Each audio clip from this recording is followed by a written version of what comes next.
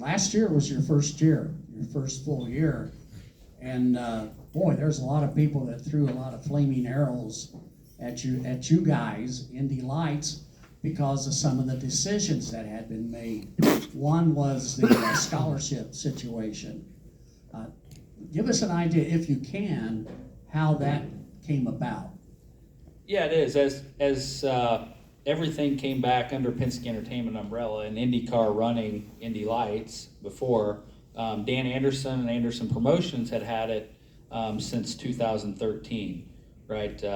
All the equipment, the transporter, all that, IndyCar had just, leased it for nothing to Dan to operate. And Dan and his group do an amazing job, right? Those series are now sanctioned by USAC, working with them. Just to put it with IndyCar, so we have the NTT IndyCar Series and Indy Next by Firestone together as one company, and people and own it and operate it. It is the goal. So the scholarship program, IndyCar has always written a check for $500,000 to whoever that scholarship winner team they choose to run with is. So, for example, last year when Kyle Kirkwood won the championship, he went to Foyt's. IndyCar writes a check for $500 to the team that was going to run the program, and then Anderson Promotions would do whatever else on top of that was. So some of the confusion or how that money was split up in 2021, Anderson Promotions races did not pay any money, so there were no winnings paid each race. Last year we paid $700,000 in race winnings, so it was paid the top four, the pole, rookie of the year, those sort of things. So the total was still, the total was 1.385 last year we paid out. It was 500 for the scholarship and 735 plus some. And so before, all of that just went to Foyt's, nothing to the teams. And some of you in here know that drivers have to have a team to be able to compete as well. So when we all sat down at IndyCar to look at that, that is why it was what it was last year.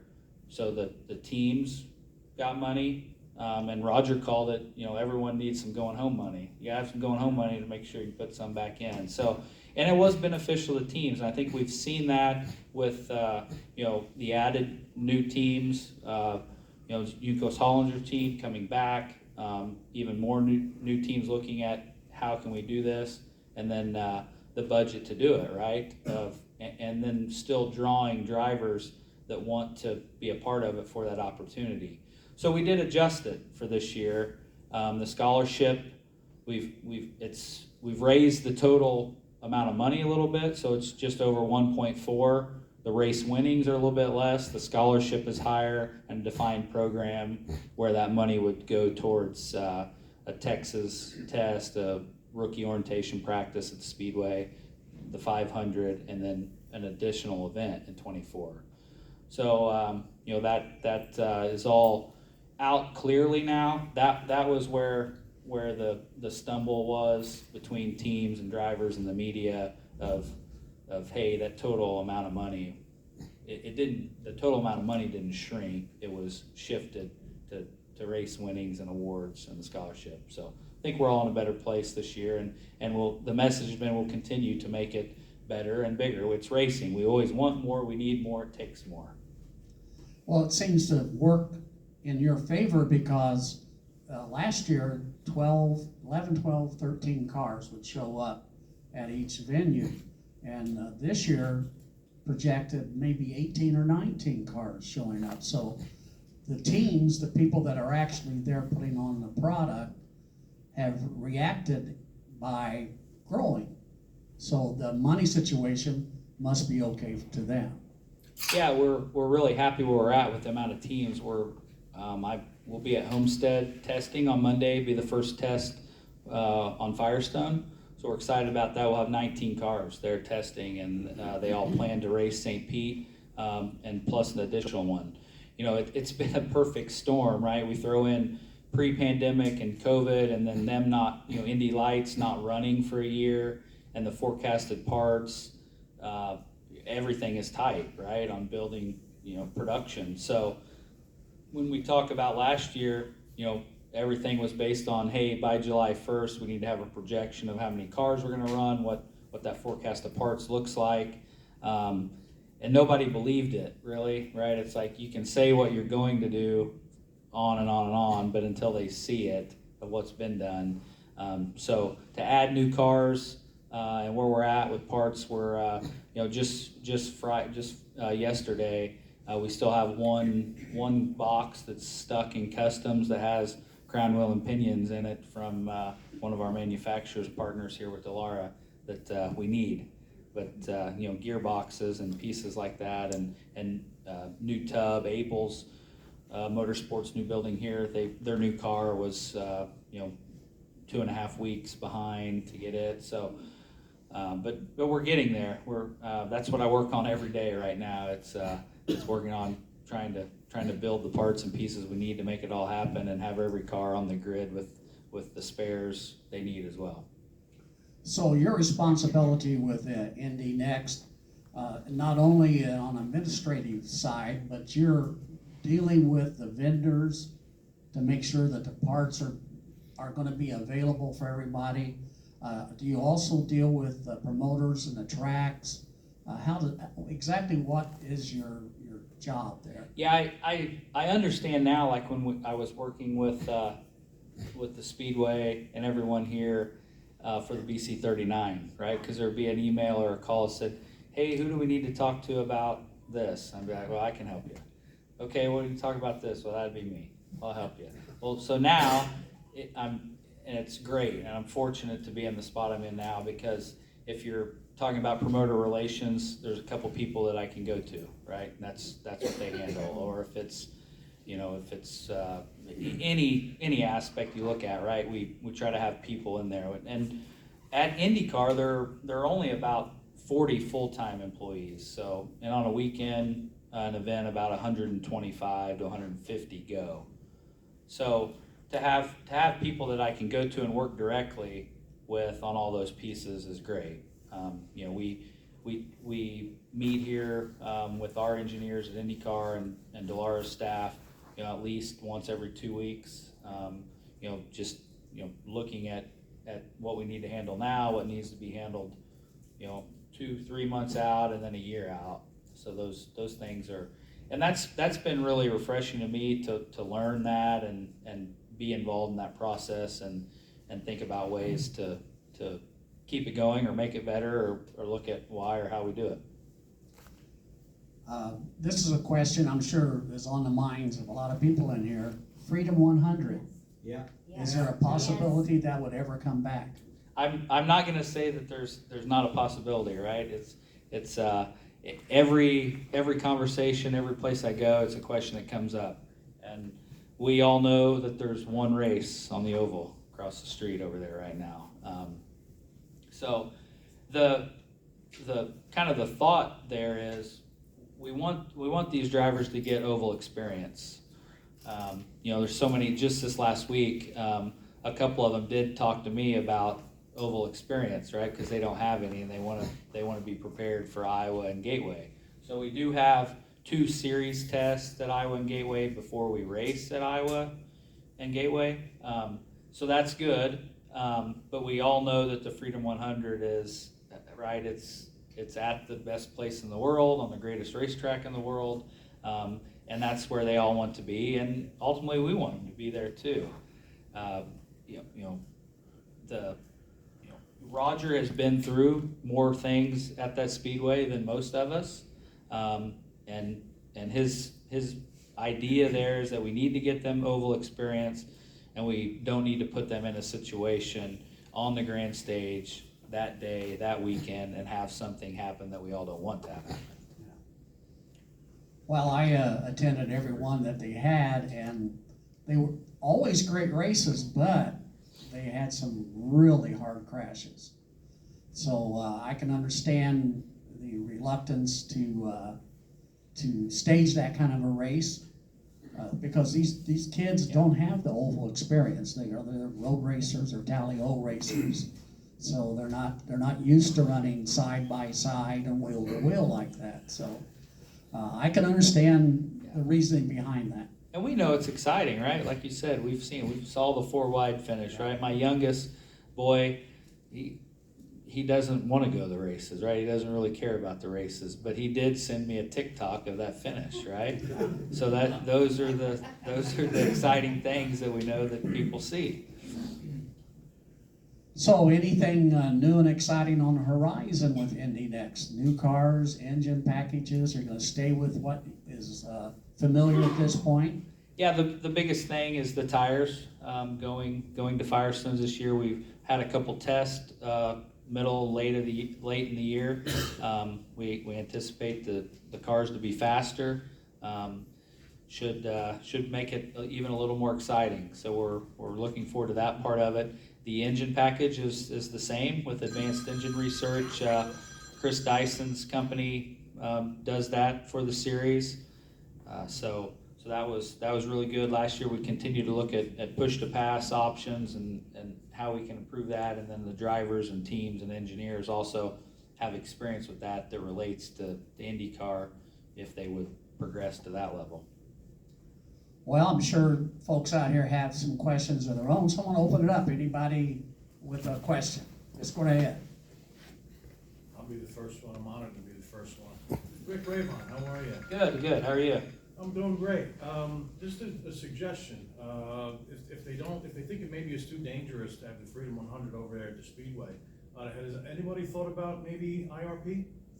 Actually, you must be looking at my phone. Yeah, Casey Kohler and I have worked together the last 3 or 4 years on what's going on at IRP. I talked to him quite a bit. Yeah, that's something that he's been talking about, and we're looking at too. Right now, with the Indy Next schedule, it's 11 events, the same weekends as IndyCar events. So it's packaged together with those. We do use all of the same staff. So my race director is Kyle Novak. My stewards are Max Pappas and Ari Leindag.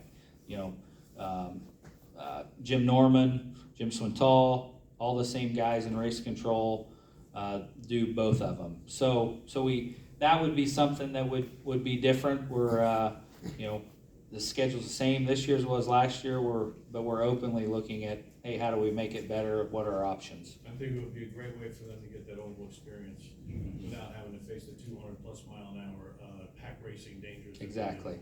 Yeah. Any other questions?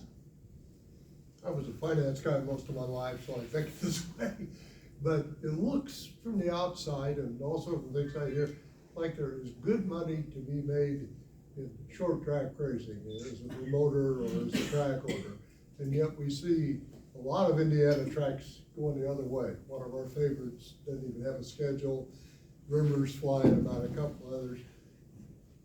Why don't people want to run short tracks in the Midwest? And one of the pros and cons is the risks or the hard work. I know you're not in that business anymore, but you know as much about it as anybody in this room. So. Right. I think when you look at short track racing, you're really in the weather business. You're so dependent on weather, right?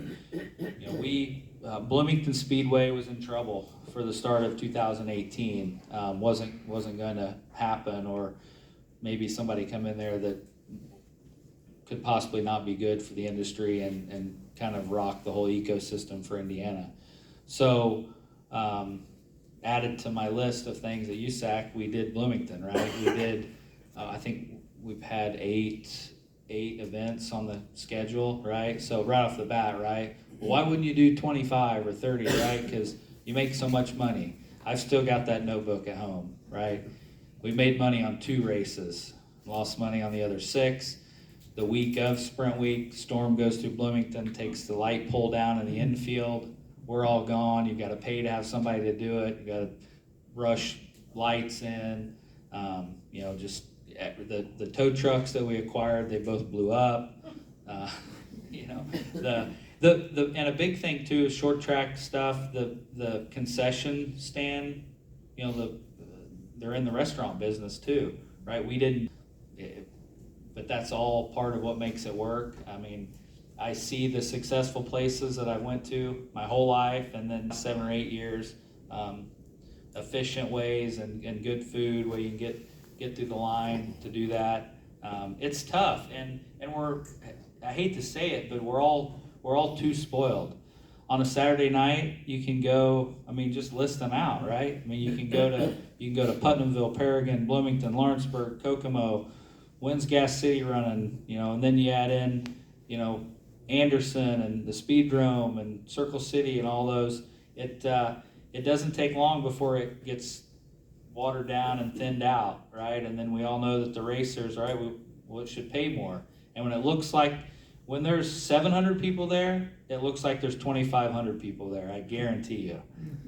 You know, so you know, when you do that, I think that too much of something hurts it. I mean, I know that for a fact, and I don't know how you fix that, right? I mean, you know, my job at USAC, you asked that about dealing with promoters, right? I was always kind of the middleman. Was that really my job? No, not really, but I need the whole ecosystem to roll along together. So those are the things that make it tough. And you know, I think, you know, on paper, right? If you and I were just going to write things down, it looks pretty simple on paper, right? Here's our expenses. This is what it is. We get this many people. We pay out this much. Yeah, we can do it. But then, it was, man, the first one that we had planned that was going to be this successful. Now it rained all day. We decided to go ahead and do it. We got everybody there, and then it rained again, and we're done. So now everybody that worked that day, they all get paid. You know, all your expenses are there. The food, hopefully you have a big enough freezer so you don't have to throw it away, use it again or whatever. So, you know, on a small scale, those are the things that make or break it. Just, excuse me, got a bit of a cold, so I'll struggle through here. Picking up on what you said, Levi, about us being spoiled sort of in this area in the Midwest, as far as dirt track. I have a son that lives in the Bay Area in San Francisco, in California, and I try to go out there at least once a year. And oftentimes, if we can, we'll go to a sprint car race, and we'll go up to Calistoga or Petaluma, or there are several that we can get to real easily from there. But I was talking to some fans, I think it was at Calistoga, some folks were sitting behind us, they were kind of middle-aged folks, and the guy was bemoaning, and we were talking about Midwest dirt tracks, and you know, Eldora, and then all the tracks in Indiana and so on. And he said, man, I wish we had more of that out here. He said, we don't have nearly enough smaller dirt track, you know, 40-mile dirt tracks, half-mile dirt tracks here in California. And I just always assumed they had plenty of racetracks in California, but when it comes to that, there are some. Part of it is that the state's so spread out, you know, that they're far apart, and you can't drive to them in an hour or two. And we are very lucky in that respect in Ohio and Indiana and Illinois. Yeah, I think, you know, Paris Auto Speedway, from the first time I went there, you know, from Ontario Airport to Paris, used to be able to get there. It was, you know, 40 miles. You get there in 35 minutes.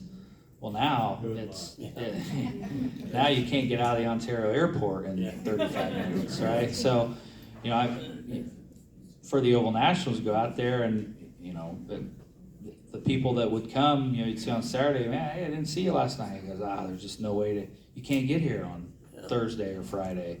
So that, you know, that is that's a struggle. Everything's just built up around there, and try to get from LA to Ventura or LA to Paris is just not worth it. It's crazy. I lived in Northern California for 35 years, so I've been to those tracks, but most of the tracks in California are fairgrounds, like we have over there. And other states you probably dealt with fairgrounds, the promoters talk about the difference between owned by the family, the promoter owns the track or whatever, versus working with the government. Right, I mean, it goes back to when you have too many bosses, right? It can get tricky how you get through that. You know, we've dealt with that here in Indiana, right? We know that. State fair. Right, I mean, yeah, that we could have a whole day on that, right? But you use an example like, you know, we can just use Kokomo with the O'Connors or Tri-State Speedway with Tom and Loris Helfrich, right? I mean, if they want to paint the parking lot blue, they'll paint it blue, right? Or whatever. They, you know, and have done it long enough and have their reasons why and why they do it that way. And like, we can always ask, well, why, or why would they do it that way? But I'm guessing they've been through it and there's a reason. I just want to give you a pat on the back. I went to USAC races late 80s, early 90s that had kids. You know, so I missed out on a lot in Little League and everything. And I came back after they got out of college and went to Indiana Sprint Week for a couple of years, and I was in the pit lane, going into the pit gate at Putnamville. And I was watching them up, and I thought, Levi Jones, that's the guy that's running this thing. You know, I'm watching you on the four-wheeler and doing all. And you came in that building, and everybody that worked there was, hi Levi, hi, they all lit up. And all the people in the line were like, Levi, you know, and I just thought, as the boss, if you have that much sincerity from your employees, you're doing a really good job. Thank you. Thanks.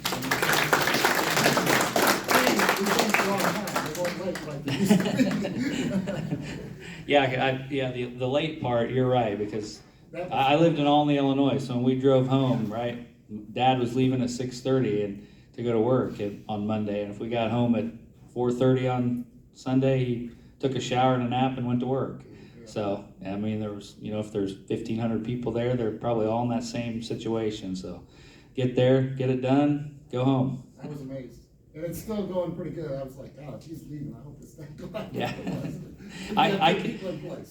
I can watch it on Flow and text them and stay on them now, right? So.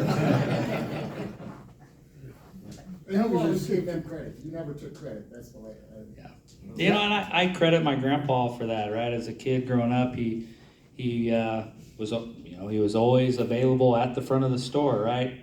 I mean, that was part of it. You know what's, you really have to be in it to know if things are going good or going bad. And if they're going bad, you're going to hear about it and see it. If they're going good, you're going to see it and hear about it. That was a situation for years. I could remember that one thing was always common. USAC would run late. And right alongside it, IMCA, they came off just perfect. And so, you know, I'm glad it's fixed. Yeah. And I give, I don't know if all of you know Joe Hodge at IndyCar, but he's incredible, right? I mean, when you look at, you know, the event like St. Pete, right? We're working on that this week, and all the other series are there, and it's minute by minute from Wednesday to Sunday, right? And to stay on that schedule so everything flows and hit the TV windows for IndyCar, that's I respect him a ton for that. Levi, tell us about the first time you drove into Turn 1 at Winchester. Yeah. Well, I probably shouldn't have went. Anyways, I probably should have tested more, but we did it, right? So we went, and right, there's the first, what it was, the last weekend of March or first week in April or whenever it is, and it didn't rain out. I think for a week I was saying, man, surely it'll rain at Winchester, right? Surely it'll rain. But, you know, big gap, hot laps, right? We're out there rolling around, and there's leaves on the back stretch still kind of blowing around. It's cold, and, you know, green light comes on, and I'm sure everyone was way away from me, right? They don't want to be around me, and the gap was, you know, like I said, Newman was in Johnny Vance's car in front of me, and, you know, green comes out, and he's down the back stretch. I could still see him, right, that first time. You know, the leaves fly, and he's in there, and I'm like, man. You know, I go in there, and it's I feel like I'm going 470 mile an hour, right? That's what I always remember the most, just the way the speed feels, right? And then you think about, the last time you go there. I never won at Winchester, ran second a couple times, I think, but it's like, man, did the track, the more experience you get when you're running up front and you're winning, it just feels like everything slows down. I think places from the start to the end of my career, places like Winchester, Salem, Terre Haute, and Eldora, those places are ones that, it just feels like everything slows down until you crash. Then you realize you're still going I fast. asked Jerry Coombs Jr. one time what he thought of Winchester. He said it's the greatest track to go home from. Yeah, I did. I do have a good story from 07 at TSR. We went to test sprint cars there early in the year, and Bubby Jones is my crew chief. Tracy Hines was driving the other car, and he had a whole list of 1,400 things he was going to do to his car and run through tires. And I rode over in the van with Bubby, and we had a pretty short list, like make sure the engine runs, the brakes work, it turns, a couple shock things. Like, hey, that's good with me. Yeah, so we did that. We were pretty fast, felt good, and Bubby said, let's load it up. Okay, so we did, and we were waiting around, and then Bubby and I left, and we pulled out and went in the gas station there in Winchester, and he goes, go in and get us a couple beers. I'm like, what? I could tell, and he's like, I'll tell you one thing, if you leave Winchester with all the people you went there with, you stop and get a beer, and you leave. Because then Bubby told me that he flew from Manzanita to Winchester for the race that with McElreath the night that he died. So Bubby went through that, right? So he's like, we sure as hell don't need to test when they aren't paying any money and nobody's in the stands. So I think I think the race we went back, and of course Tracy was fast time, so he started 6th. I think we were 5th or 6th, started on the front row and ran 2nd or something. So worked out, and we left together again that night. So, Any other questions? Well, one thing I failed to do at the beginning, Max Neiman here has a nice package for St. Pete that he wants to sell. It's two 3-day tickets to St. Pete.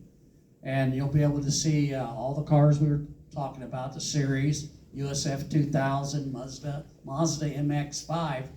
You got to watch those people live. That's awesome racing. GT America Pro 200. He wants to sell those. It includes paddock passes. The seats are in turn 1, top row. Turn 1 is where most of the passing is done.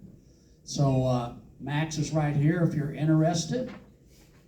not a better seat at St. Pete. Well, don't give them up. Yeah. If I can go over now, I'm gonna reorder them. So there's the man, Max. Also, the charity is American Racing Ministries that Levi is going to donate the money, and it's $490. So I want to thank all of you. Without everyone here showing up, we couldn't do this. There wouldn't be any reason to, and we've just blessed in this part of the country to be able to do something like this. We have a wealth of talent to deal with, as evidenced by Levi here. So thanks for everybody being here. $490, awesome. We'll see you next Thank you, Levi. next time. Thank you.